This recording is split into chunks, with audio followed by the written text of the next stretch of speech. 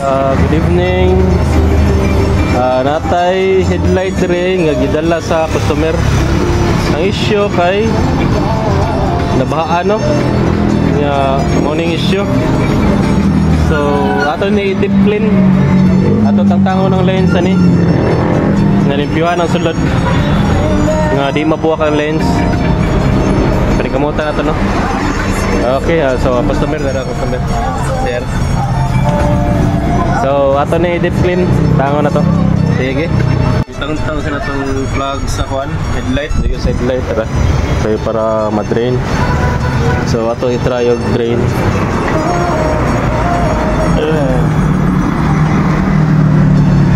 So tara. Gawas na.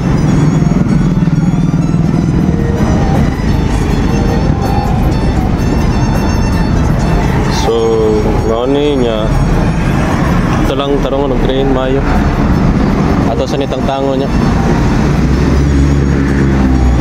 Sige. So monero itsura sa headlight assembly atong suda nag tangtangan lens. Alright, update lang yata. Update, natangtang na tong lens na wala na buwak. Ano yung kon? So ato ni tangtangon tanan para bilimpyuhan. Okay. Update, nalimpyuhan na itong reflector light o LED board. Sunod kanina sa ito ang limpyuhan niya last kani. So okay, ato tayo sunod limpyo. Alright. Mau ni tangtang na to main board itong limpyuhan.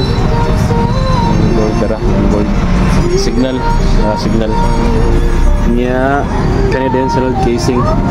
Okay, ano sa tani. So nalimpyuhan na to no ang casing. Ano ni niya tao na to ang kaning backboard sa dress casing. Okay, update balik. Update, limpyo na tanan niya stuck ni. Tara. Hasta ang soda ni gilimpyo na sa before na to gi-taod ang eyeline ay ang diffuser niya inner casing niya limpyo na tanan before na to gi-taod sa balik sa lens niya taod na to sa kuan sa headlight balik. Okay, update balik nagkamagtaod. So update taod na tong lens. So test na lang para tawad sa unit. So maura to. Peace out.